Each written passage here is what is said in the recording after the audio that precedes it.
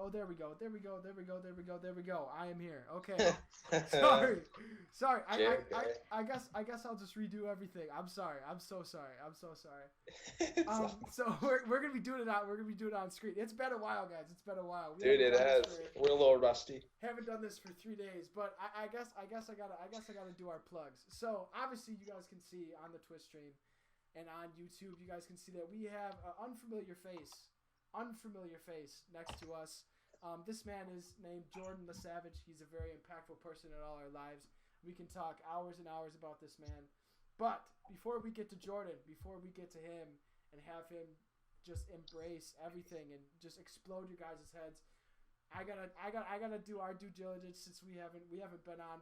I just want to let everyone know, just as a reminder, we are affiliated with Juggernaut Energy, where you can use code QCast in all capitals, QCAST, for 10% off your order at juggernautenergy.com. And also, we also partner with the Trade House LLC. So yeah, we might as well just get right into it. Brady, Hunter, before we hop in to introduce you, Jordan, I want to see how you guys have been doing. Dude, it's been good. Life has been good. 1 second. There's some background noise going on. I don't know what it is. It sounds like it's like some whistling or something. I don't know if that's me. Sounds like a steam pot. It does sound like a steam pot. Who's making tea?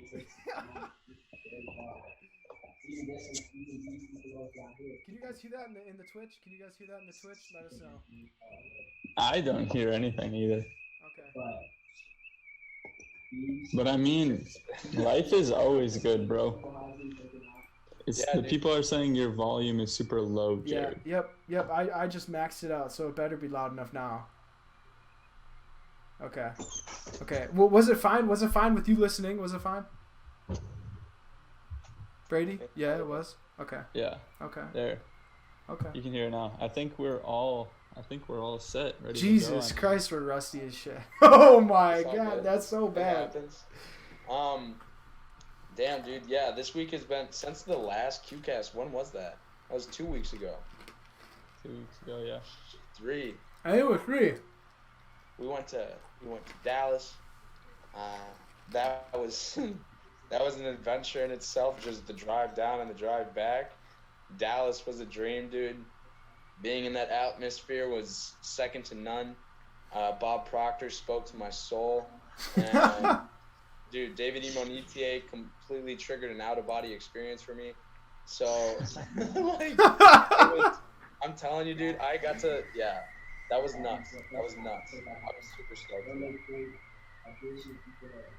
All right, well, shit. I mean, I personally know how you guys had it. You guys all looked like you guys had a really fucking great ass time, and it was just super, super unfortunate that a goddamn wedding came up. And I mean, I got to do what I got to do. Hey, London 2020 though, it's for real.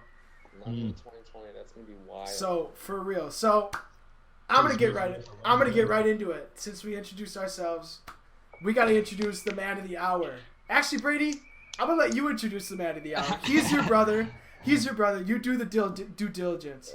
For sure. I mean, yeah, you guys have kind of been asking us to bring on some guests to provide more value to you guys here on the podcast, here on the QCast.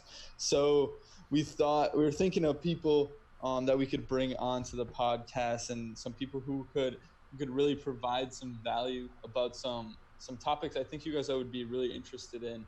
And that dude in the top left corner, Poppy. Yes, sir.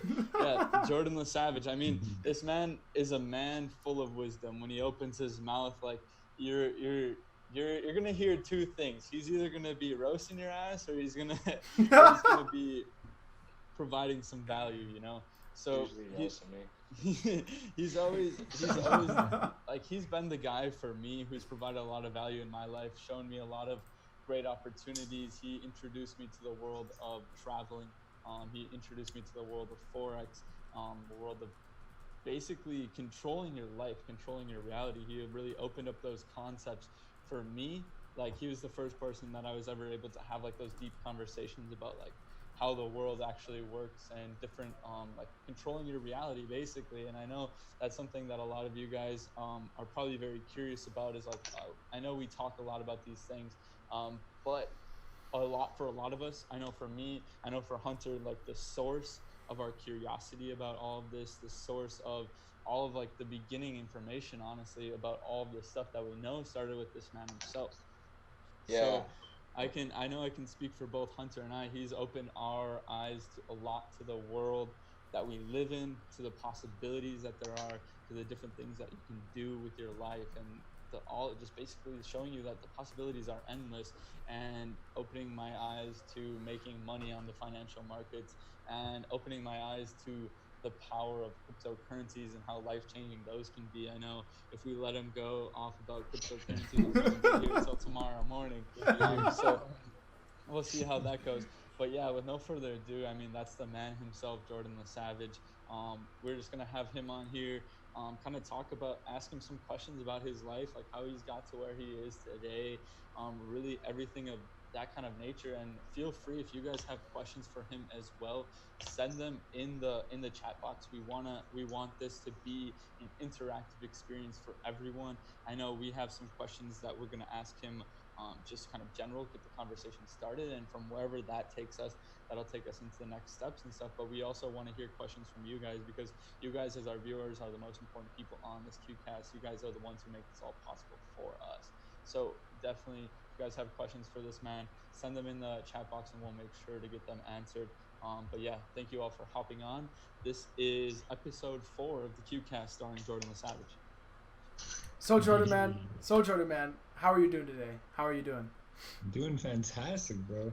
I'm lit right now. I was in Dallas as well last weekend, and I've been working pretty hard at this whole entrepreneurial thing, taking control of my life and really going in on my dreams. And this last week has been such a blessing because, it's something I've been working on 2 years in the trenches. And this week, things are really just exploding. Like, everyone around me is winning. Everyone around me is seeing success. So it's super exciting. I've been amazing, man. Life is really good right now. Life is really good. I'm fucking glad to hear it, man. I get to learn and interact with you every single day, so I'm always glad to hear what you got to say, man. I'm happy that you're having a great time. I mean, it's hard not to have a great time when you're you. I mean, you're a great dude. You're a great dude. You always have a good time. Man, I really appreciate that praise, and like, you guys are special to me too. And having a community of people that you can surround yourself with, that you can call business partners, but not only that, but friends, and people that really are there for you to help you in your journey, right? And so all of us here in this call, we're crazy kids who are going out there pursuing our dreams. And, some people give you shit about that, but having a whole community of people around you to support you through the thick and the thin, I couldn't ask for anything better, so Hunter, Brady, Jared, you guys just being here, having me on this podcast, I appreciate you guys so much for that, right? And none of what I do is possible without you guys' support and belief, right? And so it's crazy looking back on it. About a year ago, my brother decided to lock arms with me, and then that led down to Hunter locking arms, and then meeting in with you, Jared, too. So that whole chain of events of how we all got to be here on this call right now is such an awesome story, and just sharing that in the future and being able to give back what somebody poured into me, and so that's what it's all about. What you give is what you get. Hell yeah. For sure. Fucking can't say that enough, man. Can't say that enough. So I mean, I'm gonna start it off with one of my questions that I got for you. I just wanna, I mean, we've heard it before, but I just want everyone to get familiar with who you are, man. With who you are. Like, yes, they obviously know we us three know you. Just who are you, man? Who is Jordan LaSavage? Ooh, what a good question. I ask myself that every single day, right? And it's always changing, honestly, right? And that's one thing about life is we're always changing as we're going along. But the person that I've become in the last 2 years is very, very different than the person I used to be. So 2 years ago is when I made the move. I'm a college dropout. I was going to school to be an engineer at University of Illinois, Chicago. And that's when, I had this critical moment in my life where I realized, if I don't make a change and I don't go in on my dreams and what I really want to do with my life, somebody will decide what I'm going to do with my life for me, right? And I'm sitting there about to graduate, looking at getting a job in the engineering field. And I'm sitting there realizing, well, I'm going to be sitting in an office for the foreseeable future. And that scared me so much to make a decision to, go in on something that I would actually have control of my life over. And my best friend is Mike Navarrete, he's been trading the financial markets for 3 years. So he'd already been trading the market for a year. He'd been traveling the world all over, linking up with traders, making money from his phone. He retired himself at 22 years old. And, he was just out there living life. And so that was a moment where, I had to put my ego down a little bit and realize that, I don't really know what I don't know. And this path that I had been on of life, of going to high school, going to college, get a job, do this kind of thing, I realized that's not what I wanted completely. And so for me to completely change my lifestyle, my form of income, everything to what I do now, it was a very, very, what's the word I want to use? I don't want to say traumatic, but there was so many learning experiences like that I had in that first year. Like I fell straight in my face, right? I fell flat on my face. I had to go back and get in there and drive. I went all in on this, but in the last 2 years, the lessons I've learned about life, I've learned way more in just the last 2 years than I have in my entire life, right? And I look at the circle of people that I used to be around, just to be people that would just smoke weed every day, play video games, go to drink all the time, right? And now I look around and I got hungry, motivated individuals around me. I have mentors that are making not even just the money, right? Everyone talks about how much money these market mentors are making, but the fact that these people I'm learning from are living life on their own terms, they are the reason why I'm living life on my own terms now. So, just fast forward up to recent times. I'm 24 years young. I retired myself about 5 months ago. Never looking back, and it's been an amazing ride just working with all these people, learning myself and the markets, how it works, and then obviously I dove down the cryptocurrency rabbit hole a minute ago and really haven't since, still swimming down. And that's my passion. And so I love being able to teach and share people what I know about those markets and just continue to grow myself as a person and linking arms and networking people who do the same thing. And that's me. That's what I'm about. Love it. I mean, that shit's great. Fucking A, dude. Jordan, I actually got a question that I asked in Dallas to a couple of people, but I didn't get to ask you. You were the one who gave me the red pill, and I want to know, when did you take the red pill? When did you start getting into this whole, whoa, life isn't what it seems, whether it be a conspiracy theory, spirituality, it doesn't matter. When was that moment for you when it kind of clicked, yo, this shit's kind of messed up? The world's a little messed up. I think we all know that. But that aha moment of, oh, there's a lot more to this than I realized. Wow, that's a good question. And to identify that to a specific point, I really can't identify a pinpoint an exact time, but I can give you a range. It was really about my sophomore to junior year of college. I was hanging out with Mike Navarrete. We were those kids that we'd show up to the party at 11 o'clock and be like, yo, this is lame. Want to go back home and play some video games and smoke a bowl?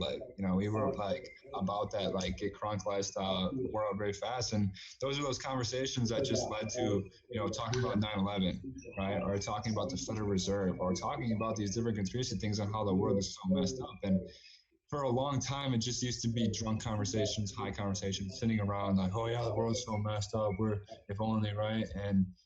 And then one day, Mike was the guy. He was the catalyst for me that he actually started learning a skill set that could actually make a difference in the world.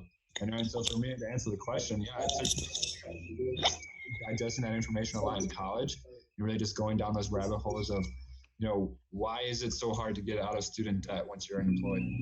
Why does the government work the way it works, right? Why is money being created by thin air and loaned to us for a profit, right? Who are we in debt to? And I started asking all these questions during my formative years in college, and that led me into the conversations and the network that I'm in today, and being able to work and actually have a solution and have hope for people that you can actually take control of your life, help other people do it. I think that's what will actually wake us up from that system of control. Doesn't make say, I don't really have a specific point at which I could say, I took the red pill and my life changed from that day on. It's kind of hard to pinpoint, but definitely. I love the question. I think the big thing is that the whole key to waking up, I think it just starts with questioning. At all, because whatever you're questioning, it's not that you're looking for the answers are looking for you, and starting those questions kind of leads you into that rabbit hole. That's something that I kind of learned from you and Mike as well. But yeah, I completely agree with what you're saying. I asked that question a few times. I asked myself, and I was just like, I don't really remember, I guess. But yeah, it does make sense. Like, just kind of looking back in hindsight, even before you truly took the red pill, you were still like, yo, like, oh, Bush did 9/11. Like, jet fuel can't melt steel beams. And you were joking about it. But then you look into it and you're like, oh, shit. Like, maybe he actually did it. Like, but like, like it's almost like it's always out there and we're always like brushing by it. But then it takes you to like to stop and like look at it and be like, wait, this isn't actually right. Like, there's some shit going on here. Mm-hmm. Yeah, something I've been like realizing is that a lot of the stuff that we like talk about, it's hidden in plain sight. It's right there for you, and it's such an illusion that they can put it right there, right in plain sight, and that people won't question it at all. I know for me, my like red pill moment, or I guess the moment where I like looked down the rabbit hole and was like, whoa, what's going on here? Was like, I remember it was in a drive taking Jordan back to Chicago for college with my grandpa, and he was talking about 9/11 conspiracy, and he brought up World Trade Center 7. And we're not gonna, without going too much into that, I mean, if you guys have any questions about that, look up World Trade Center 7. Look up how there was 3 towers that fell that day, and one, no plane hit. There was no destruction on it. Just melted down to the ground. There's lots of sketchy things that happened weeks previous to 9/11 that lead you down that can give the idea that it wasn't necessarily what it all seemed to be. And I remember even sitting at a lunch table in high school.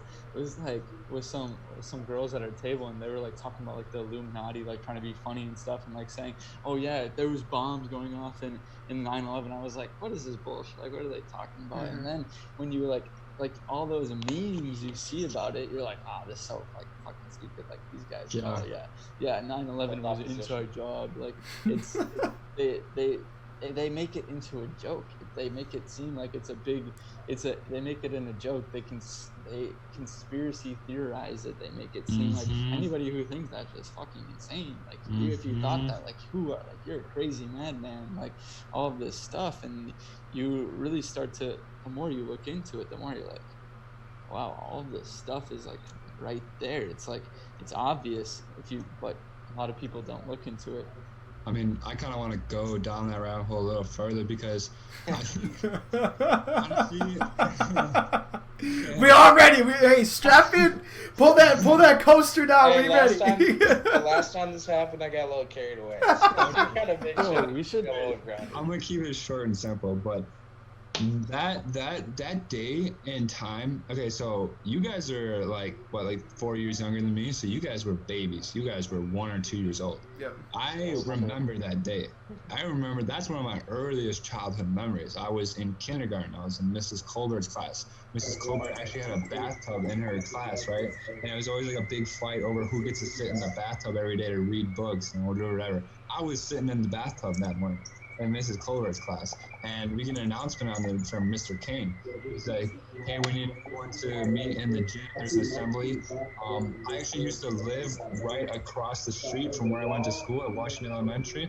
And only thing I remember is we actually as a school watched the second tower hit. I was 6 years old, and I watched a plane go into a building, and I had no clue what was going on, right? And all I know is next thing I know, they dismissed us all. It's like 11 o'clock, 10 a.m., and they sent us all home. I go home, and I'm like, wait, why am I off school? And then everyone's watching the news all day, right? And so as a kid, I had no idea what the actual thing of it was, but it stuck with me because that was such an impactful day, and what actually happened with our country after that, obviously the Patriot Act, right? Patriot Act, for those of you who don't know, Patriot Act allows our government to sue without reason, without for if it's under a cause of domestic violence or domestic terrorism, right? So national security, literally all the rules go out the window. And so, I mean, just the simple fact of like, you consider what happened that day, right?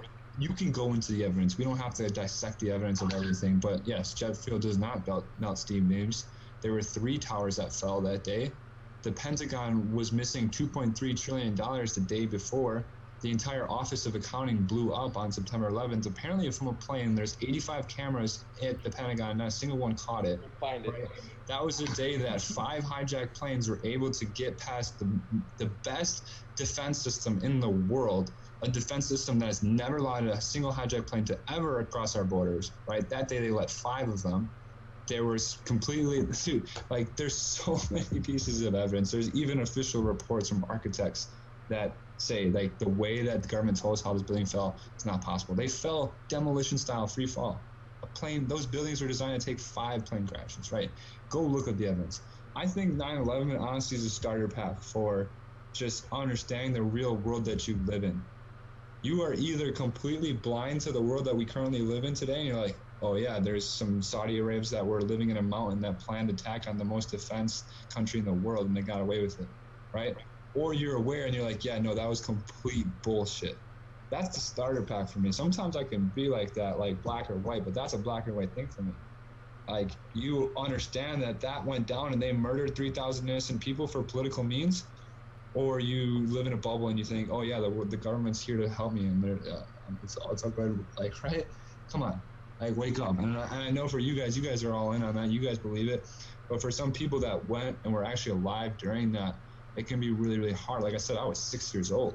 This is the world I grew up in. Like, I think that's when I'm answering your question, Hunter. Like, I think there was a red pill shoved down my throat as a 6-year-old, and I didn't even know about it, right? Yeah. Because from that point forward, it's like, that's the world I live in. That's the government I know. That's the world I grew up in. And so, like, you continue on that route, aliens, and all these other crazy shit, right? Started. I don't even know what I know anymore, right? What's the truth? What's the truth, really? It's what you make it, you know, and what you said to be true. I mean, there are 2 things that I wanted to say. First thing is actually a college in Alaska is actually looking into World Trade Center 7. They're actually investigating that. I don't know what the hell is coming from it. I doubt that it's going to be published in the mass media. It might be. Who knows? And also the law of polarity, there are all truths are but half-truths. And to me, it's interesting that, you know, you said that you're like, I don't even know what I know. And it's like, that's the problem with the rabbit hole. It's like such a weird place that you're just kind of in this conflicted, like, where the hell, like, what's true? And is this information that I'm getting that I now believe is like falsifying my initial truth? Is this even true? It's like, dude, that's why people, I mean, you listen to, if anyone's from Marshall that's listening to this, chemtrails. There's literally a lady that is named Chemtrails. She went around talking about chemtrails all the time. I used to work at Weiler's gas station. She would come in and she would talk to me for forever. She even brought in a flyer about chemtrails, and I always was like, she's so crazy. Like, get this crazy. I need to, like, figure out a way to get this crazy lady out of the store and not talking to me. Well, sure shit, a year later, I'm like, what? Chemtrails? Like, you can see how it could totally mess with your mind, because now you're at a position where it's like, well, what do I trust? Right. And it's hard for someone to think about it. Like, the first people that realize that, like, you're telling me that this happened and it wasn't whether, like, they emotionally trigger you. Like, a lot of people, innocent people, lost their life. And I don't talk about 9/11 to say that, like, that those lives are meaningless, right? And that was a tragedy. That was a tragedy that all those people died. But chemtrails is another reason, right? People get so caught up and so emotional behind their beliefs and their understanding of it that they just want to spread the truth, and everyone else is like, look at this crazy person, right? Yeah. They have found sodium, and then aluminum. Aluminum is what they're spraying in the environment, and why? Because aluminum is toxic to natural growth, right? That's why they have so many GMOs, because they're creating seeds that are aluminum resistant, right? And so if you, like, those are real. Go down that one yourself, right? Chemtrails are real.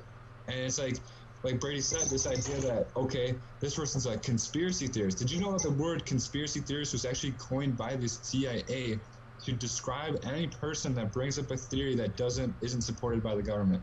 They literally coined the term conspiracy theorist to organize and classify people as people who don't believe in the government. And what's the rest of the world? These slaves that don't even know they're slaves, Stockholm syndrome. They're going to defend their capture. Like, oh my gosh, that person's crazy. That person's crazy. Until enough of us are realizing, holy shit, these crazy people, not so crazy, right? Yeah. And it's like you're left then there as a normal human being that goes to work, that functions in society, being like, holy shit, you know what? I actually do believe that 9/11 was an inside job. That's our government set that up to happen. And then you can't walk into work and tell somebody that. You can't go to like you know what I mean? And so you're not so a normal conflicted. conversation. Hey John, how's your day going? Oh, by the way, 9/11 was proven to be an inside job. Well, I just found out that they are poisoning us from the sky, but other than that, I gotta get going to work. Like, not like that's not an easy pill for people to swallow. I totally feel. No, it's not. I know, but what I think and what I've realized is, kind of what I was talking about before is like, it was for me in college when I realized, like, me and Mike both realized, like, yo, everybody talks about this shit when they're fucked up and drunk, and high or whatever, but nobody actually does anything about it. Right? Yeah. So you can be that person that, yeah, you might believe some of these conspiracy theories. Yeah, you might believe some of this alternative information, and as soon as that conversations, you go off being back to the normal work and you don't, like, actually put any action behind your beliefs, right? And that's why I think this podcast is so dope, because you guys are out here talking about shit you believe in, and you don't care what anybody else thinks. You don't care if other people think you're wrong. You're putting your beliefs out there because that's how you make a change. That's how you make an impact. You spread positivity, you spread awareness of these things, and that's what will actually make something. So actually, I'm a person now, I don't give a shit. Like, I'll go out there and tell anybody about 9/11. I'll talk about aliens. I'll talk about whatever you mean. Chemtra, yeah, like, call me crazy. I'm taking that on. Like, that's who I am at this point, like, because I want to wake people up. I don't care. Like, my ego, my personality, like, who I am, my reputation, doesn't fucking matter to me. Look around. Look at the world we live in. If you truly believe that 9/11 happened, like, and you're doing nothing about it, you're just as bad as the problem. Like, that's how serious this is. And so it's like, find a way to get back, find a way to contribute to a new world, to a new society, like, where people are aware of these things, right? Because, like, it can get deep and serious really quick. You guys, like, you look at the level of seriousness of these things that are going on in our world. We have the internet, and so we're the generation that has the power to get the truth out. And that's why podcasts like this are awesome. So thank you guys for having me. I kind of want to develop on that. So you mentioned the internet. So like I mean, we obviously all are very familiar with the internet. Everyone on here is very familiar with the internet. We literally grew up in the internet. How, like, when we're talking about something that's a conspiracy theory, how can we trust things that are on the internet? I mean, we develop our own separate ideas about it and our beliefs about it, but, like, how can we say, hey, go research it, and that research is going to be trusted? That's a great question, and that's the dilemma of the world we live in, especially since 2016, everything that happened with that election, false news, misinformation. I think, honestly, that's the combat of the real intelligence of the world, like these intelligence agencies that have this information that they don't want to be leaked out there. What's their one way in which they can defute the truth? Is to spread a bunch of bullshit, right? Because then if you confuse everybody and you say, hey, this and this and this, and nobody knows what's real anymore, what do people have to do? What I say, my advice to that is just trust your instinct, trust your gut. You ever hear something like you just learn a new piece of information? Sometimes, like, I don't want to use this example, but I will.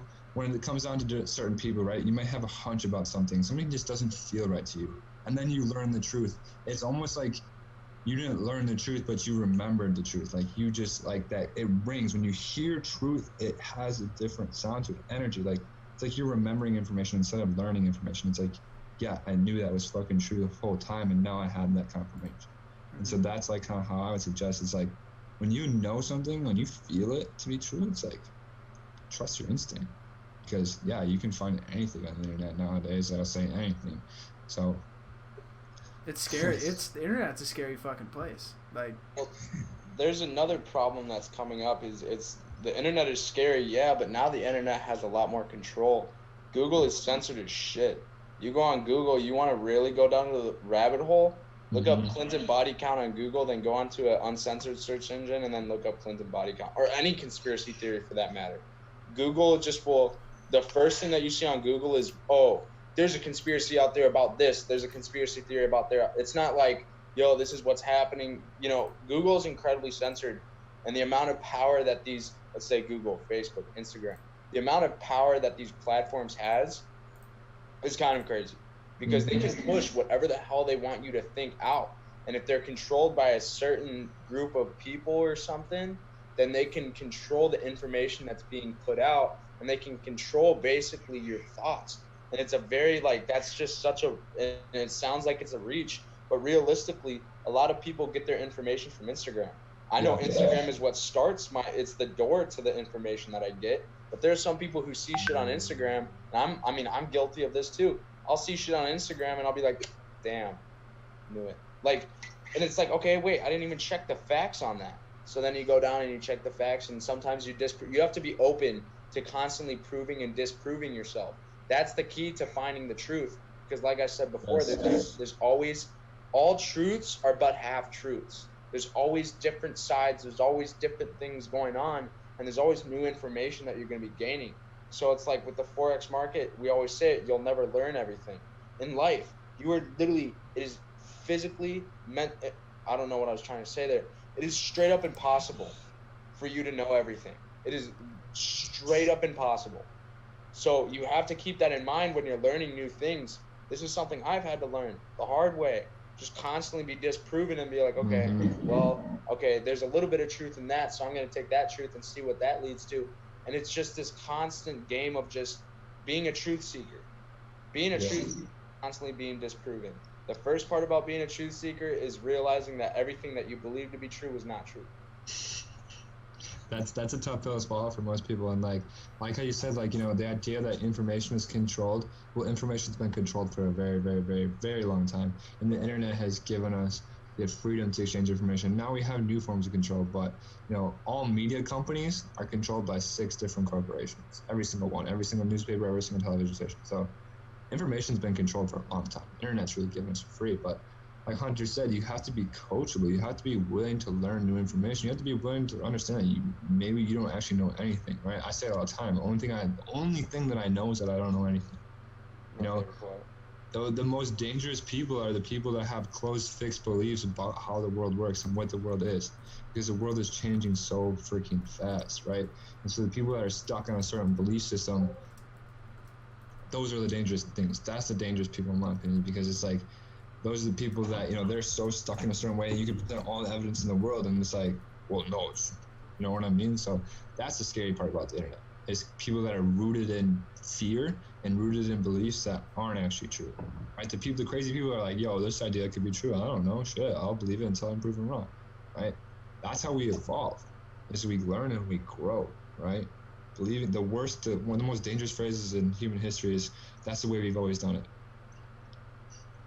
One thing that I like to think about with that is, it's just like, think about it. There's a point in time when our species didn't even know that fire existed. Can you believe telling someone that concept? Like, yo, if I just rub this together, and then eventually a spark will catch, and then this like crazy thing comes up, super bright, warms me up, but if I touch it, my hand starts to get like really weird and painful. People are like, shut up. You don't want to go get that saber-tooth tiger. Are you kidding me? You're freaking clicking stones together. Shut up. Get out of here. What happened to fire? It's like the internet. It's like crypto. It's like everything. That's a great place to take this conversation, I think, is with this whole natural evolution of truth, of the world, of everything, right? Is like crypto, right? Because what is cryptocurrency? It's a new form of money. You know, I remember telling my grandparents and family about this 2 years ago, and my step-grandma was like, well, can you buy groceries with it? I'm like, not yet, because it's new. People don't accept it. People don't understand its value, right? That's when Bitcoin was like $3,000. This was a year ago, a calendar year ago. I said 2 years, but I meant a year ago. It's $3,000 Bitcoin. Now it's like 12,000, right? And so these people are like, "What? You can't actually use it, right? What's the point? I don't understand it." It's the same people that are sitting there when there was horses and they started rolling out cars. And they're like, "I don't want to use that thing. This horse works just fine, right?" Same thing when the internet came on. I don't want to use that internet thing. That's hard. I don't like. People are always resistant to change, but those are the people that get left behind, because the world is going to change. The only thing that doesn't change is that everything changes. You know, in cryptocurrency, Bitcoin, this is the evolution of money. You guys really, really need to like get yourself educated on this, because if you don't, yo, there's another recession coming up. It's coming soon. The bond market just went negative, right? Stocks are inflated at all-time highs. The richest people in the world are exiting the stock markets. Why? Because they know it's going to fall, right? And so if you're not with this next evolution of money, think of the people who didn't integrate into the internet, right? If you're a business and you're not on the internet somehow, some way, so not leveraging the internet, you got left in the dust. General Electric was one of the biggest companies in the world. They are on the verge of bankruptcy, right? Because why would you guys even know, like, we're not even familiar with GE. Before you ask our parents, our grandparents, GE was a huge company, right? Same thing's gonna happen with Bitcoin and cryptocurrencies. You know, if you're not on this wave, understand where money's gonna go. Like I said, sometimes I'll paint shit black and white, but it's like, that's kind of the way the world is going, right? And so you either adapt or you get left behind. Straight up. You're either growing or dying. That's the big like that's like natural selection almost. Like you either adapt or you get behind, and then like shit, if you're behind, you're fucking dead pretty much. Like shit moves so fast. In like retrospect to how long the fucking world and how long the even United States has been a fucking country, technology has exponentially fucking grew. Like like it's so insane how fast stuff can move. Like look at middle school compared to now.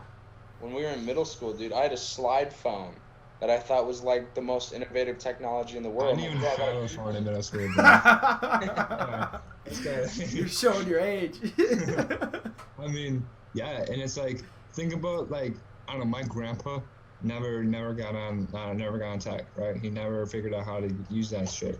And now it's like, oh, he needs to send an email. Something's so easy and he needs help. It's going to be the same people with cryptocurrency, like, hey, I need to pay for this shit and I don't know how because I never fucking learned how to do it when it was around me, right? That's like how real this is. Like, money is not going to be paper dollars anymore. Like, we're going to look back at it, but you guys used to use paper dollars? Like, what? 96% of money already exists digitally, you know? Like, cryptocurrency is the natural evolution of money and commerce, you know? And so it's happening with or without you. It's going down. It's literally it's happening in half the fucking the majority of the world doesn't even fucking know it. China is issuing their own cryptocurrency right now. Facebook is issuing their own cryptocurrency. JP Morgan is issuing their own cryptocurrency. It's insane. It's insane. It's here. This is 2019. It's here already, right? And so if you have no idea what Bitcoin is, you're behind. It's been around for 10 years now, you know. But yeah, I mean, obviously I could talk about cryptocurrency forever. It's my passion. Just because, you know, why I love it so much is that, you know, we talk about how messed up the world is. We talk about how controlled the world is and rigged it is. And cryptocurrency for me was the first thing that I finally found in my life that I could get passionate behind. Because when you go down those rabbit holes and you're like, oh my God, like the world is messed up. Well, it gets kind of scary, and you're like, damn, I don't have control. None of us have control. We're just sitting here, and we're subject to these people. Crypto, when it really clicked for me what the blockchain was and what Bitcoin was seeking to do, it's like it gave me hope. Like, truly to put it into words, cryptocurrency and Bitcoin gives me hope for the future of humanity. You know, just like the internet gives so many people hope, like, wow, this internet's an amazing technology that will allow us to organize and talk in ways we never had before. And some amazing things have come out of it, such as Bitcoin. Right? But Bitcoin gives me hope because it's a way out of the financial system that we currently live in, right? If you didn't know, the Federal Reserve is actually not federal, it's a private company, and they're the ones who issue money to the world. When you ever hear those figures of, you know, we're $17 trillion in debt, who are we in debt to? The Federal Reserve. It's a central company that profits off making money for the world. They loan it to us with interest, right? All the money is created out of debt.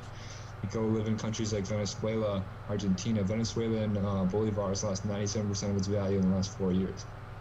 Argentine peso lost 25% of its value this last quarter alone. What does that mean? That's called inflation. That's hyperinflation. When the government prints so much currency, what happens to the existing currency? It loses its value. It's happened to every single government currency ever. The U.S. dollar is no exception. It's lost 97% of its value since the inception of the Federal Reserve 106 years ago, right? And so if you're someone who's living in Argentina, let's say you have $1 million in the bank, right? In 3 months, that million would only be worth 750,000. Why? Because the currency that it's in is losing its value because the government doesn't know how to handle it. This has been happening all the time. People don't care about this stuff. People are like bond rates, currencies. Why does that matter? Well, it's literally robbing you of your wealth. That's what inflation is. It's been happening 4% every single year. Cut off 4% of your wealth every year, again next year, right? So some people have been losing and their wealth has been compounding against them for basically since the inception of the Federal Reserve. They have no idea. This is exactly why the rich get richer and the poor get poor. You know, this is really, really important. This is economics of the world, you know? So it's like Bitcoin's a system that nobody controls, no government control. There's only 21 million Bitcoin. The value of Bitcoin only goes up over time, right? And so without getting too deep into it, I kind of glaze over a lot of really important concepts, but cryptocurrency legitimately, in my eyes, offers us a solution. It's a way to opt out. If you live in Argentina, you can store your wealth in Bitcoin. You don't have to worry, hey, what if the peso loses another 50% of its value in the next 6 months? Because that's what happened in Venezuela. People are going to stores with wheelbarrows full of cash to buy a loaf of bread because the currency is worth nothing. Then what happens when Argentina puts currency controls on you like they just did in their country? You can't change your currency. You can't trade your Argentine pesos for US dollars. You can't use other means of currency because the government's like, nope, this is a sinking ship and you're not getting off. That's the world we live in. That shit's so fucked. Right? Bitcoin's an out. Bitcoin's an alternative system. Bitcoin is internet money. It's free and open for the whole world to use, just like the internet is, right? So, yeah, adapt or get left behind. So Jordan, so what was so how did this whole cryptocurrency, the passion of yours, evolve? Like, I know you're saying like it started with like just understanding the world was fucked with, but like what was the thing that made you, like, I guess, how did you discover cryptocurrencies and what led you down the rabbit hole of that? Like, how'd that get all started?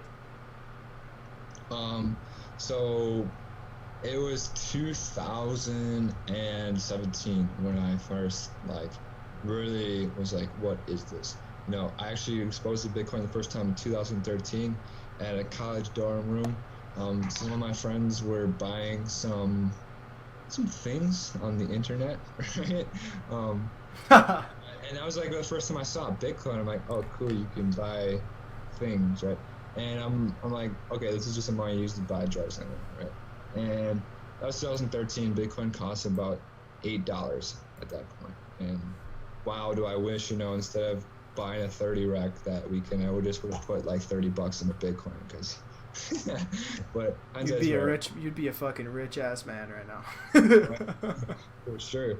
But no, 2017 is when, you know, that was the year that Bitcoin went from $1,000 at the beginning of 2017 to 20 by the end of it, right? And the wave got really, really crazy in the fall. That's when everyone and their grandma was selling their houses to buy Bitcoin. And it's so funny, people buy at a high, and then, yeah, first thing you learn about investing, buy low, sell high, right? Well, oh my gosh, it's on CNBC. The whole world's talking about, yeah, that's a good idea to buy right now. Nope, that's when all the smart people are selling it. And so I was not a smart person at the time. I had no idea, so I was buying it, right? And then I was watching this TED Talk about the blockchain and just how it exists as this global free infrastructure that's basically, the blockchain, think of it as like a record that nobody can fuck with. You know, it's a record of history that nobody can fuck with, that the whole world is actually uses and controls. And so like the first application for it's money. Because what happened in 2008, you know, when everyone's like, yo, the banks need to cash on these loans, they're like, wait, we actually don't have the money. And these banks that are supposed to keep the money records are going bankrupt. Right? What happened in the Great Depression? Go to the bank and everyone wants their money. Oh shit, we don't actually have it because we create money out of thin air and we don't have anything to back it.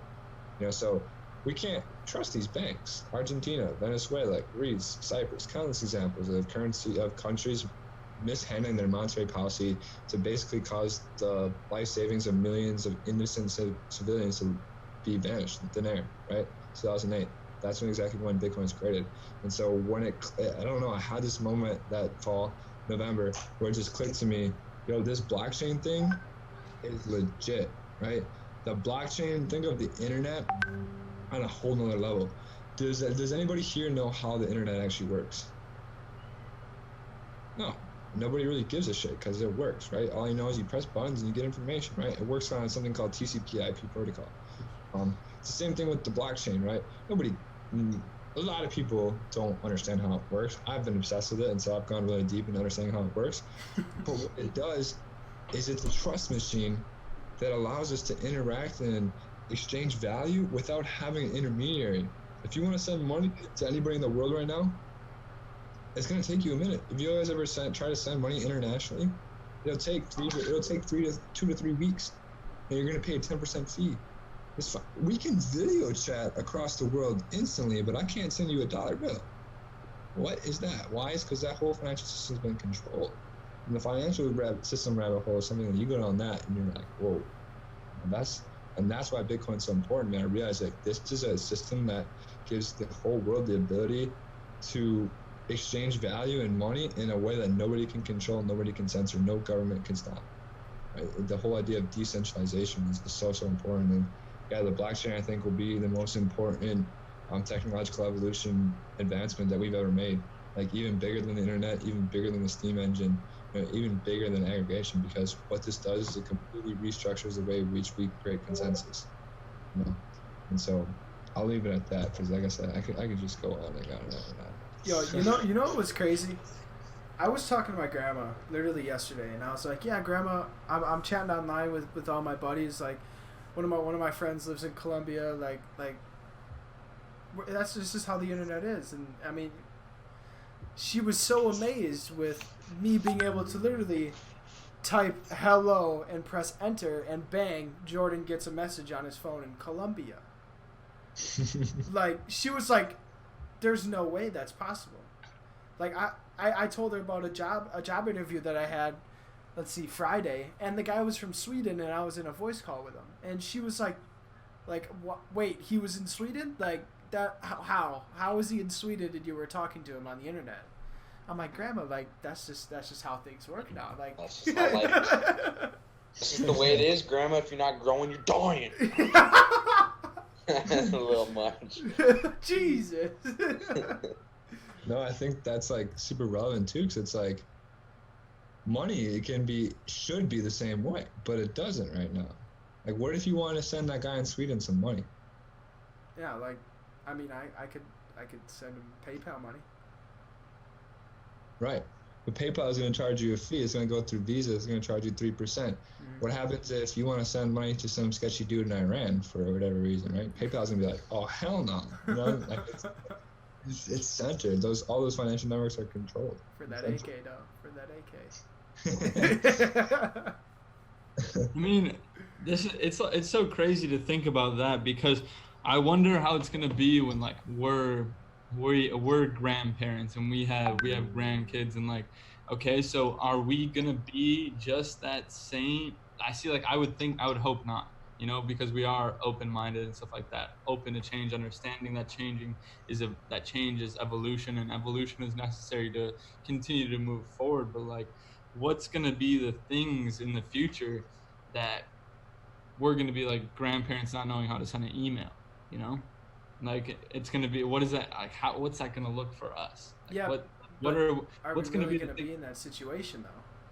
Yeah, see, that's the whole. But like, okay, maybe let's not even think about us. But like, let's think of like another person, like just someone who isn't as adaptable to change. Like, what's gonna, like, I don't even know, because if you think about it, like, people already today, like kids our age, have no idea what the hell cryptocurrencies are.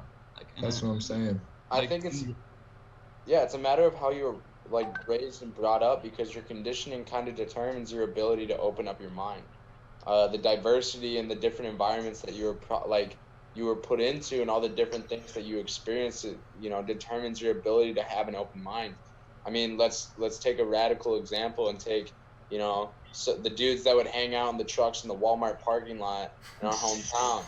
Those dudes, I went back to Marshfield this weekend, still there.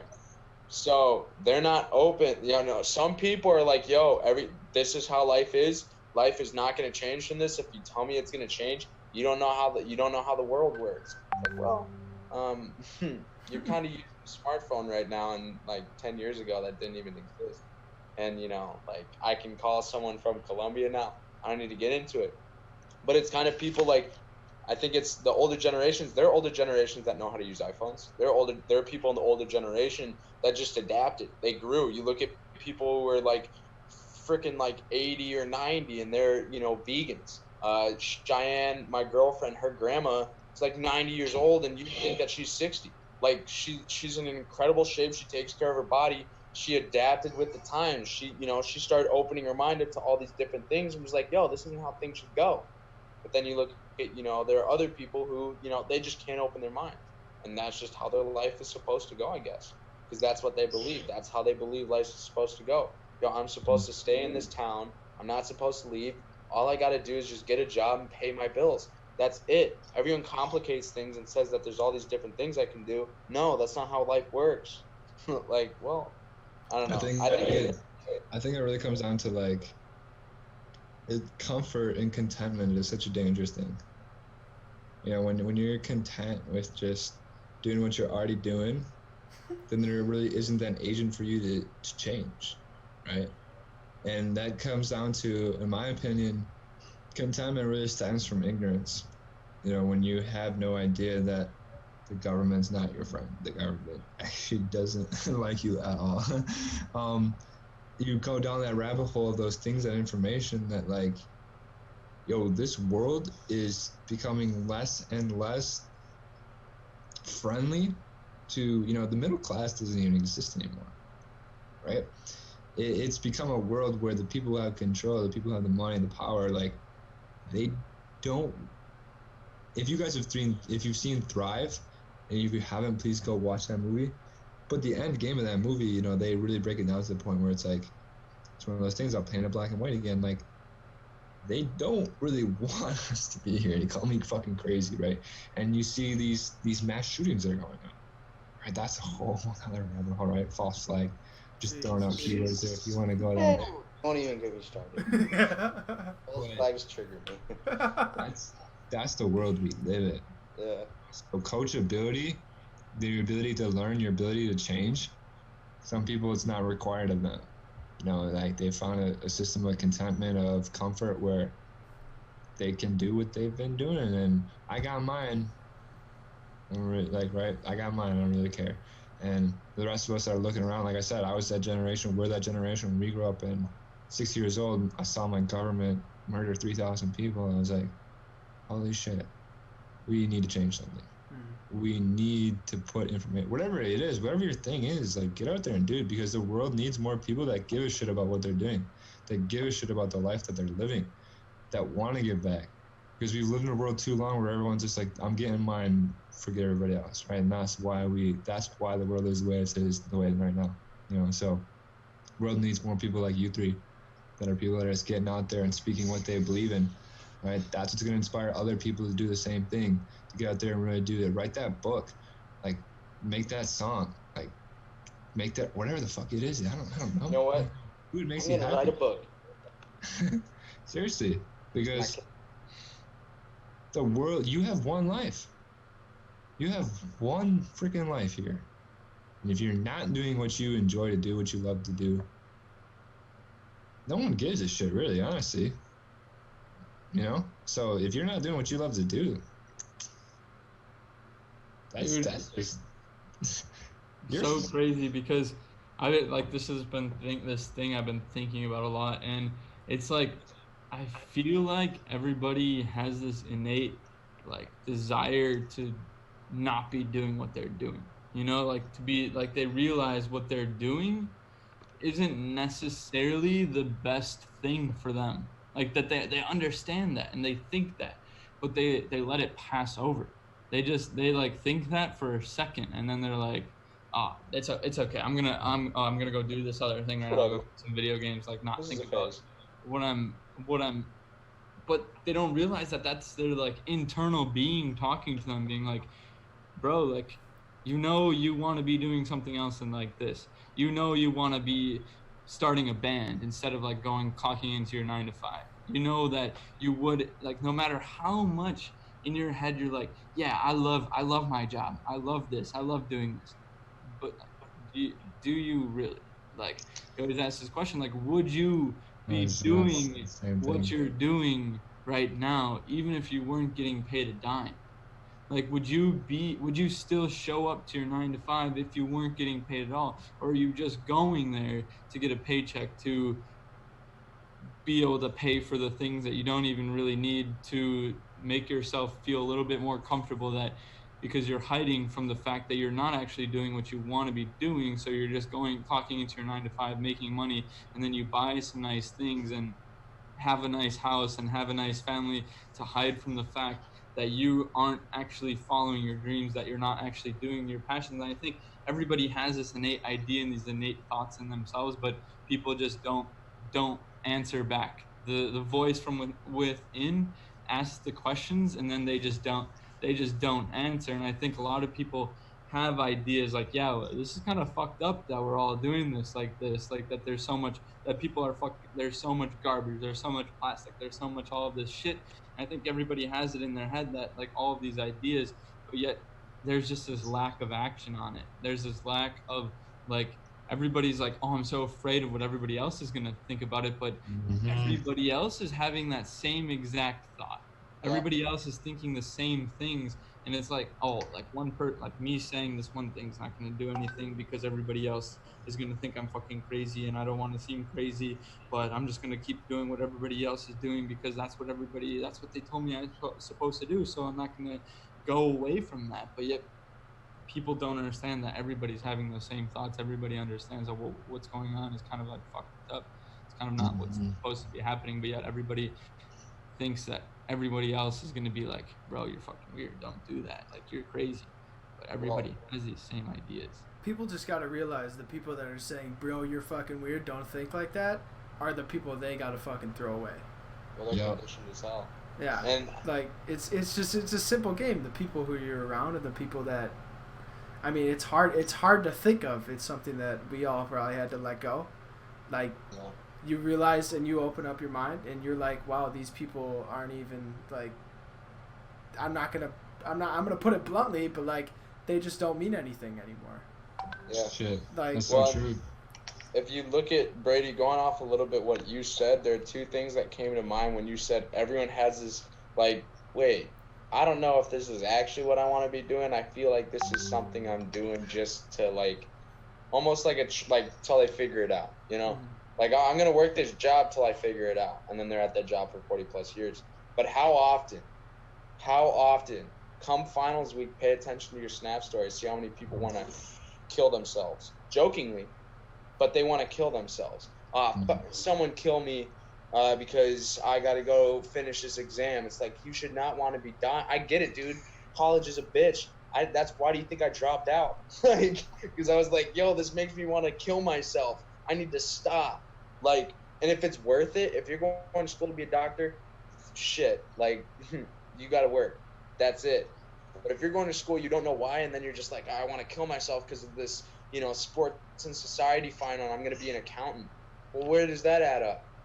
And another thing is it's like, after, like Brady said, that people, you know, they'll get a job, then they have their family, and then they have a dog, and it's like a little thing going, and then they have a midlife crisis. Brady, we talked about this. Midlife crises are so funny to me because everyone's like, oh, it's just a midlife crisis. It's just a midlife crisis. It's like, yeah, I realize, you know, the past 20, 30 years I've been doing the same shit over and over again, and there's more, my life has more meaning, and I want to start finding that, so I'm going to buy a motorcycle and do a cross-country road trip. Your boss is going to be like, yeah, here's 2 weeks off. Have fun with your midlife crisis. Get your ass back to work when you're done. And then you get back to work, and you're like, that was fun. And then you're just sad and depressed again. Now, I could be speaking out of my ass because, you know, I'm 20 years old. I didn't have a 9-to-5 job. I don't have a boss telling me that I'm having a midlife crisis. I haven't even hit midlife. But this is just what I've constantly observed, is that this midlife crisis is always like, oh, look at what he's doing now. He's going on vacation because he wants to do something fulfilling. Get back to work, you freaking idiot. You can't do that. I think it's so funny how they normalized it. It's like, you probably will reconsider your whole life and probably have these crazy thoughts that you weren't actually doing what you want to do with your life. That's okay. Enjoy your 2 weeks, come back, right? They normalize that. And it's like, yeah, that's something everyone goes through. It's okay. Like, you're going to need to go back to get back to it, right? And so, like, this whole idea of just going and doing what you want to do with your life, some people like almost look at it as like it's selfish. You know, I have so many people tell me that it's so selfish. You know, I'm actually doing a job that's providing value. Right? We need accountants. We need servers. We need like electricians. We need, of course we do, right? But at the same time, you know, AI is really taking over that. We actually won't need a lot of those things, you know. But it's like, and that's why I love you guys so much. Like straight up, like you guys inspire me. You know, it took me a long time to figure these things out. Things that you guys talk about now and are like literally getting on the internet and putting these ideas out there for the world. Like kudos to you guys, because average 20-year-olds are not doing this. When I was your age, I was passed out on a couch somewhere on some shit, right? And so it's like, it took me till I was 22 years old to realize, yo, if I don't go in on what I want to go in on, if I don't take my life by the balls and really take control of what I'm doing on a day-to-day basis, somebody else will decide that for me. Am I okay with that? And of course not. Who is, right? Like really consider and weigh your life. It's one of the most, it can be really scary at first, especially when you don't have a lot of control of your life, to think of like doing something like that and taking control of your life. But you are the problem, but you are also the solution. You know, so when you realize that about your own life, it's the most liberating thing ever, because you realize every single situation that's occurred to you is something that you put yourself into, and it's your fault for doing that, everything good or bad. But then when you take that liberty, you take that responsibility of controlling your own life, controlling your thoughts, controlling who you hang out with, controlling your diet. Your diet's way more than just what you eat. It's what you read. It's what you listen. It's the conversations you engage in. It's all the information that goes in your head. When you realize that's what makes up your life, you know, maybe you'll start to take a more conscious decision. And if you realize how powerful your thoughts were, you'd never think a negative thought again. Right? When you realize those things, that's why we get so excited about this. That's why we do what we do, because we surround ourselves with people that inspire us, that want to make us better. Right? And if your friend circle, if you look around your friends and your friends don't inspire you, it's not a circle, that's a cage. Right? Like in order to elevate, separation is required, right? And it's we want to bring up everyone that's around us, but I think it's so funny how you can meet somebody on the internet who has better intentions for you than someone you've known your entire life, right? And that's the world we live in. So it's like really when you take control of your life, you take control of where you're going, a lot of things changes, right? A lot of things change, and it's an exciting journey. And I'm just really grateful, appreciative of you guys. Love you guys, and thank you for having me on here, because these conversations, like, I know somebody's listening to this right now that needed to hear this, right? And needed to hear this sort of information. Like, yeah, no, I've been wanting to do this for a long time. Maybe you're 40 years old, I don't know, maybe you're 19, whatever. But make that, do it. Fucking just jump, right? Because like a thing you need to, like, you can judge your circle on, like, to see if if you have a cage. Like, when's the last time one of your friends asked you, like, why are you doing this? Like, asked you about things like you actually care about, like actually asked you like, yo, why are you going to school for that? And like you actually had a more in-depth conversation than just because like that sounds like a fun job to me. Like, when's the last time your friends ask you what inspires you? Like, what makes you what makes you passionate? You know, because if your friends aren't, like Jordan said, like if your friends aren't asking you these kinds of questions, you don't have a circle, you have a cage. Like you're trapped in, and that's the whole idea of like what we were just talking about, is people are so afraid to like take action on their dreams because they don't think that they have the support from their friends, because their friends have never asked them a question that like, what do you care about? Like, so you can't have like, your friends aren't going to support you if they don't even know what you're doing, why you're doing it, you know? Like, you need to, like, and if you are sitting here listening to this and you've never asked your friends that, have a conversation with them today, tomorrow, like, ask them. Have you even asked yourself that? Exactly. I think that's so big. funny. I think it's so funny. Sometimes I like, for what I do with just networking inside of things, you know, when I ask people, what would you do with your life if money wasn't an issue? I'm gonna like leave a pause there for someone to think about that, right? But it's funny as fuck, because it's not actually funny, but it's ironic because most people, no idea. No one's ever asked them that before. because they've been conditioned their whole life by their friends, their family, their teachers, their mentors, that I need to get a good job. I need to go to school, get a job that'll pay my bills, make me happy. So, I was thinking along that same line of thinking, the only reason I was in school was to become an engineer because I was good at math and science, and I know engineers made a lot of money. I'm like, okay, I can make 80K with the skills and knowledge I have. Cool. I didn't know there was an alternative. I didn't know there was, no one asked me that. No one straight up said, no high school teacher, no guidance counselor, no principal, nobody asked me, hey, Jordan, what would you do if you didn't need to make money?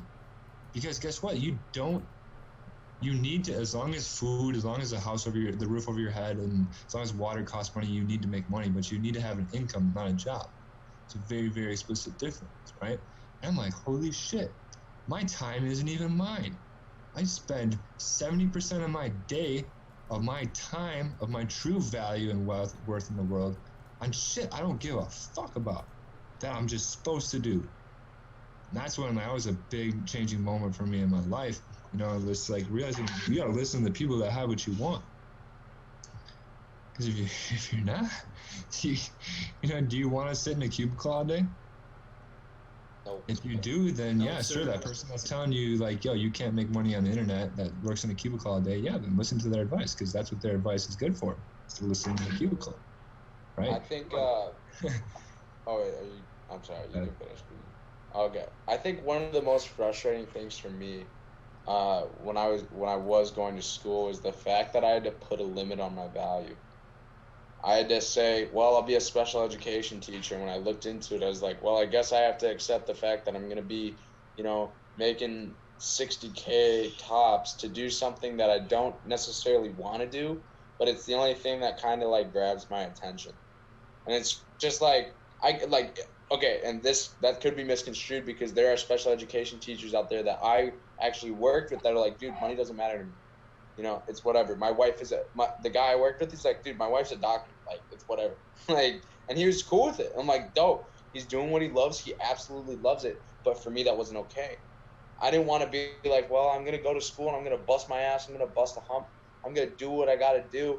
I'm going to grind, be suicidal a couple of times, because this workload is too much. And then I'm going to get 60K a year.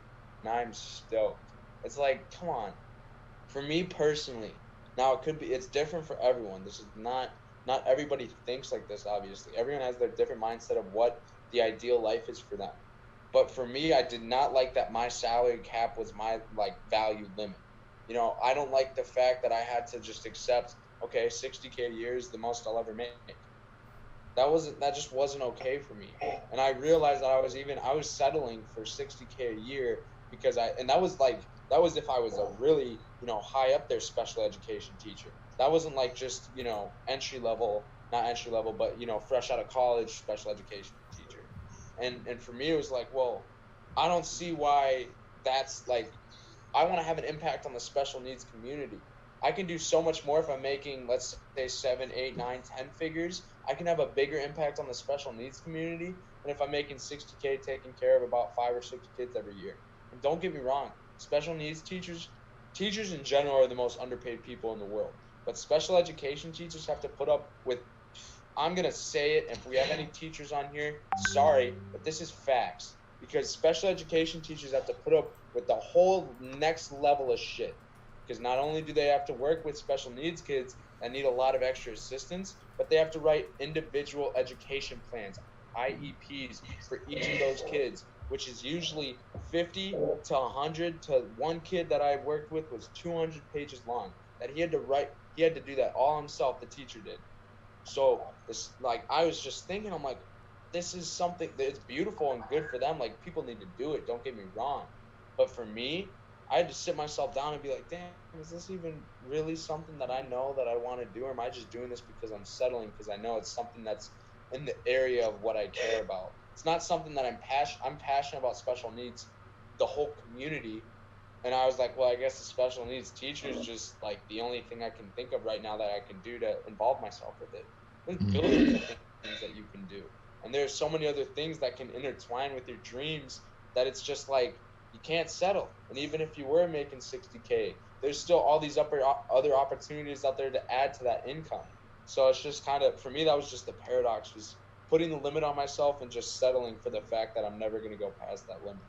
And like you put that limit on yourself when you look back at that, right? Because it also comes down, like I said, you always have to take responsibility. I took responsibility of it, you know, like I didn't pursue other opportunities. I was okay. I was like content, that whole content idea with, I'm content with going to do this, and I guess this is the way it's going to be. And, you know, if you're sitting there complaining about your current life situation and that this is what it is, and that there's no alternative, that's your fault. You have to go out there and look for other opportunities. Nobody becomes successful by accident. Nobody achieves their dreams by accident, you know. So if you don't even know what you want to do, which is me, and I think that's something a lot of people can relate to, they're just going through life and they have no clue what they want to do, that's your fault. Because you haven't tried enough things. You haven't got out there and even experienced life to the point where you understand what you want to do. And if you still don't know what you want to do, my only advice is just keep searching. Keep looking, because you'll never be happy just sitting there not making a decision. Like, successful people decide. They make decisions. They go for things, right?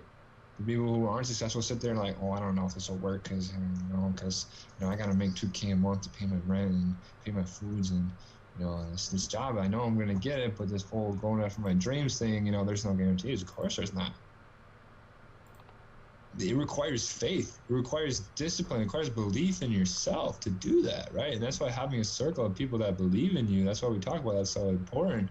Because, you know, these are guys on this call that are like, I've leaned back on in times of like shit, right? And they've leaned on me in times of shit, because like, that's what it's like.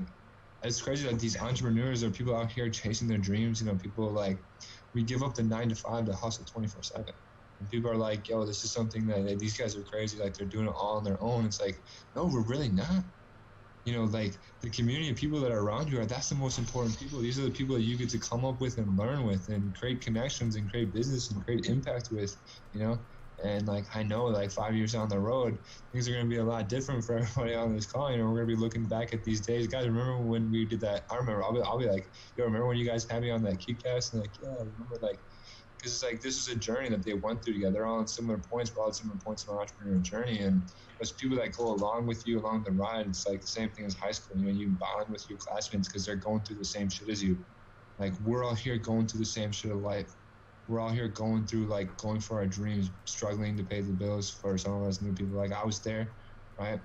I was there. We've all been there. And so having a community of people around you that are supporting you, going with the process with them, you know, reach out. It's crazy how, like, supportive people will be, you know, when you just get out there and you're like, this is what I care a fuck about. Someone's like, yo, I give a fuck about this too. Let's go. Let's make some shit happen, right? Fuck yeah. Fuck yeah. So I guess now is about probably the good time.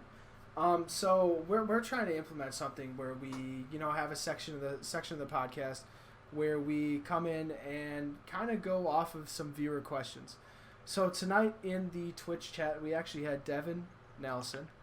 What's up, Devin? He comes on and says, how do you change someone's mindset when they keep saying they have to go to college in order to be successful?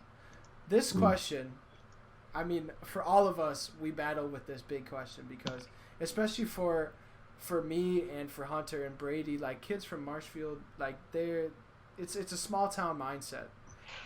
They don't think out. I mean, I feel bad for saying this because some of them are my boys, but like ride or die, but they just don't want to think outside of what high school taught them and what they know. You know, they don't want to experiment with different things.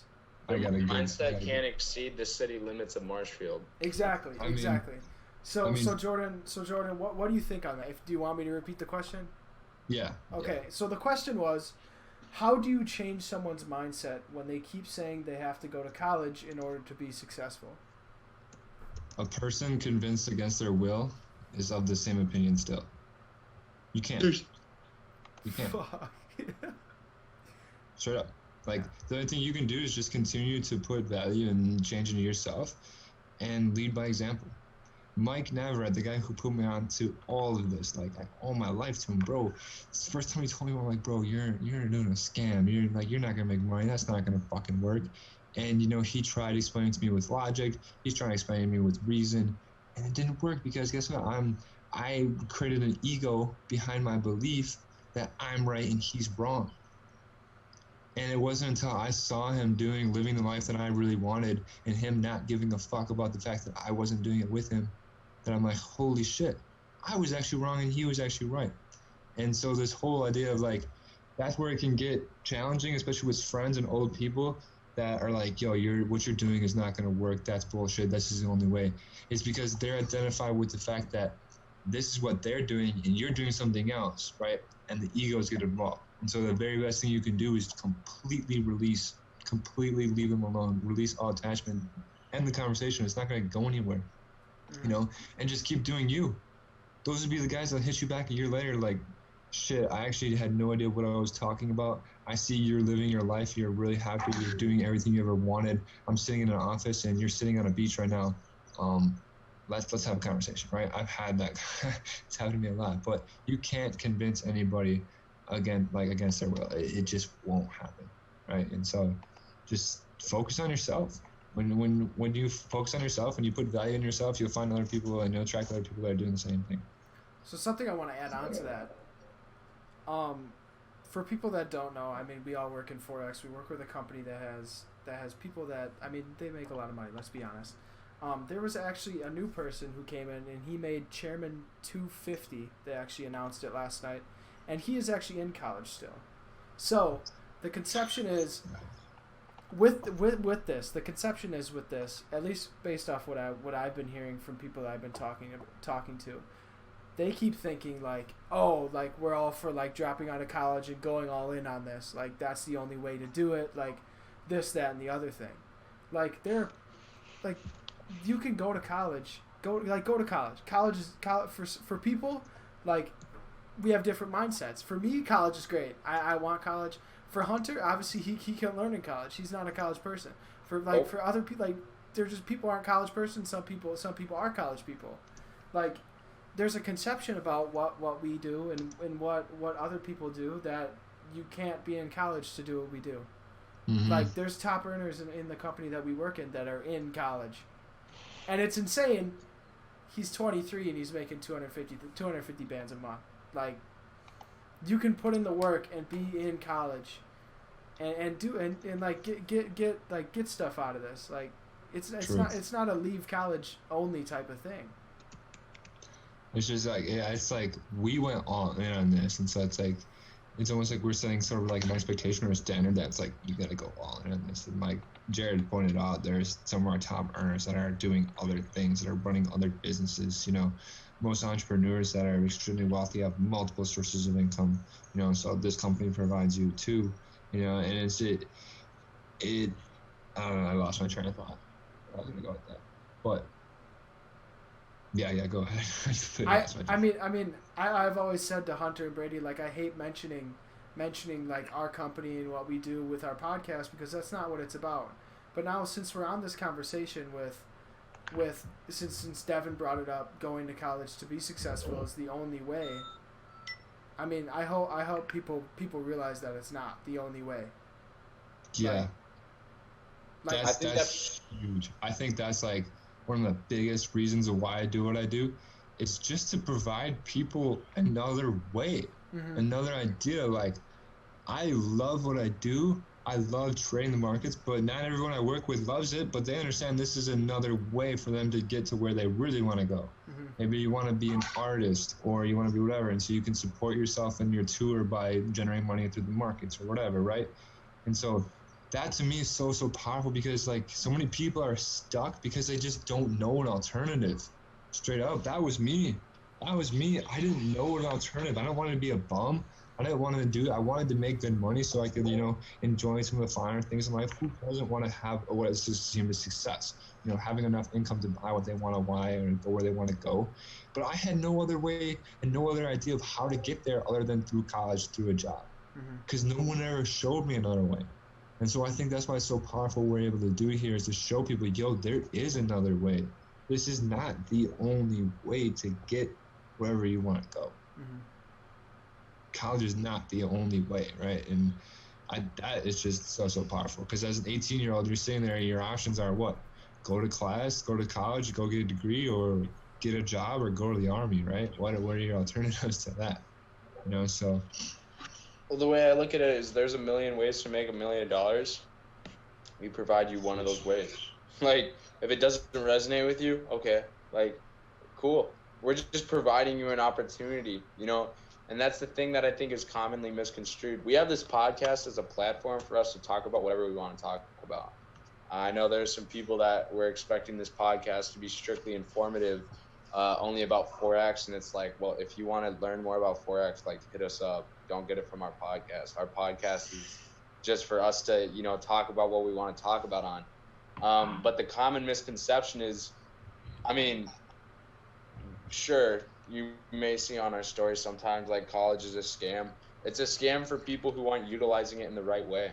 You know, if someone's utilizing college to get ahead in their field that they're really passionate about, like, I'm gonna say nuclear fission because I talked to some people like a couple months ago that I used to play soccer with who are in nuclear fission. Yeah, you're not gonna learn that shit on YouTube. Like, go to college. You're utilizing college to get forward in whatever you're passionate about. That's lit. Like, good for you. I'm sure that working on nuclear fission and separating atoms, I'm sure that'll make you a lot of money and be very fulfilling because you love to do it. But if you're going to college and you're going to sit here and tell me that you're going to school for business and you're just doing business because you want to run a business, run a freaking business. Don't just go to school and hope that they're going to, regardless of what happens, you're going to eventually have to run a business. It doesn't matter if you have a degree or not, because I don't know, let's look at Elon Musk. Pretty successful businessman. I don't think he has a degree. I'm pretty sure he probably has a bachelor's, but he dropped out of Stanford his second day of school. Like, dude, go for it. here's a savage ass quote. He's like, people on this whole idea of business and going to school for business is something I get very passionate about, because he's like, someone's like, yeah, you need to go to a good business school to get a good business degree to get hired by a business. He's like, Elon Musk tweeted back. He's like, yeah, I didn't go to Harvard, but everyone that works for me did. That's fucking insane. And that's the thing with business. You know, I'm sorry for everyone inspiring business people, whatever business you want to run. You have to realize that what you're paying for is you're paying for a professor to teach you theory out of a book. You're paying for a professor that doesn't run a business to teach you how to run a business from a book. Makes sense to you? And so when these people are saying that college is a scam, it's just coming down to the value proposition. What are you paying for and what are you actually getting out of it? Opening up your own business, online store, e-commerce, whatever the hell it may be, you know, if you're into networking businesses, that kind of thing, right? That will teach you, you'll learn more in 3 months of running your own business and really getting out there doing your thing than you will in 4 years of sitting in a classroom. Like, come on. Like, yes, there's college that's applicable for very certain things, for very specialized skill sets. That, yes, that college is the only way you can get that knowledge and that certification that you know what you're getting. But in a business aspect, like, there are 12-year-old girls that are making YouTube videos about ponies and doing makeup or opening up boxes of toys, making millions of dollars. That's a business, you understand that, right? There are little girls making 6 figures from the internet. And you're going to learn how to make a business in a classroom. Losing 6 figures. Losing 6 figures. Yeah. You gotta set yourself back before you can get a basic education of how this business world works. And then after that, after you get that nice little piece of paper, then you get to hop in the real world, the real business world, and actually run your own business. I mean, I don't know, man. To me, that would be a very frustrating process and just adding some extra stress that is really unneeded to the stress that comes with being an entrepreneur and running your own business. I mean, yeah, I'll be looking for assistance in like a few months, so. Yeah. You can drive your resume with. Oh my God. All right, we should leave it on that. Yeah, honestly. Jordan, you are such a beast. I swear to God, dude. For real, man, for real. Hey, Jordan, we obviously thank you for coming on. We obviously thank you for accepting the invitation to come on. We all knew you'd be down, but I mean, we always gotta ask, you know. I mean, Brady, you want to say anything to your brother? I mean, I love you, bro. Thanks you. You too, man. Thank you for everything. Thank you for hopping on today. I'm sure there's gonna be future QCasts to come with starring Jordan LaSavage himself. But I thank you for being the first special guest on the QCast. I think a lot a lot of things were touched on, a lot of ideas, a lot of things that I know, like you said, a lot of people needed to hear. And if they're not watching this live, they're going to be catching the recordings. I know Ryan Schaefer just messaged us asking for the link to the recording of this. Love that guy. I think this is something. This is a video that people can use to show others, kind of like our mindset, the entire mindset. Because I know a lot of these things are difficult to explain by yourself.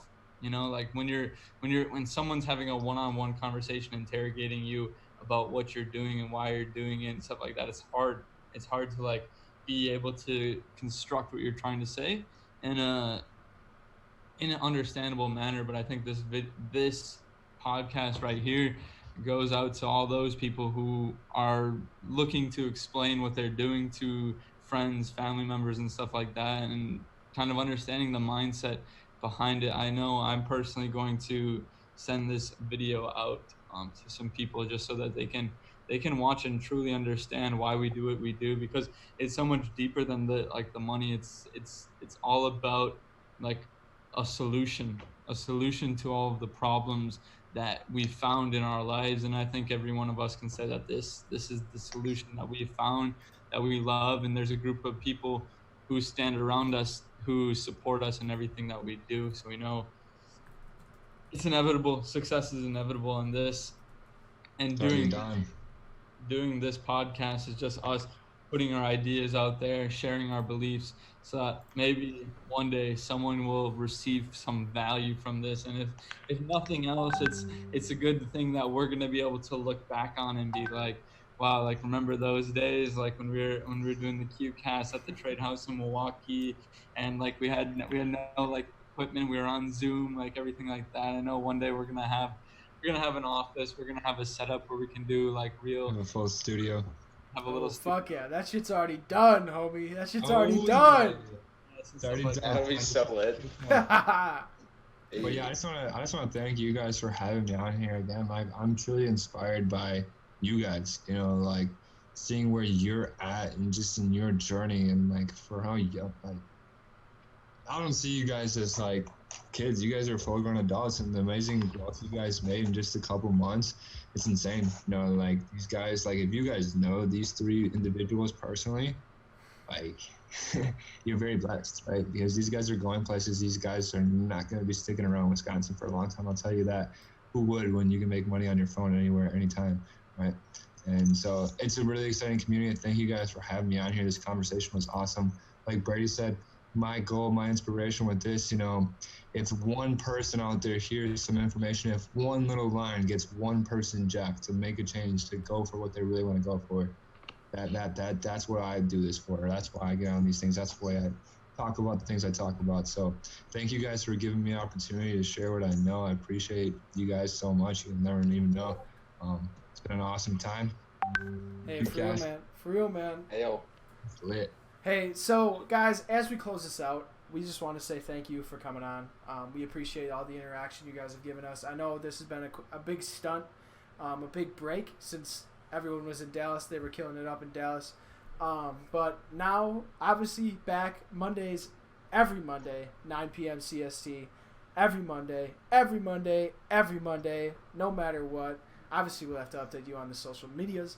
But if you follow our Instagrams, we will be posting it here shortly. If you follow our Instagrams, we are going to be having clips of this podcast, supplying nuggets here and there. So just in case you did miss it, or you don't really know where the recordings are, which you should know where the recordings are, but just in case you did miss it, we will be supplying those big moments. I know a ton of quotes from Jordan today are going to be putting out on social media, because this man is a walking magician. He literally supplies so much knowledge. So, again, every Monday at 9 p.m. CST, we will see you guys here no matter what.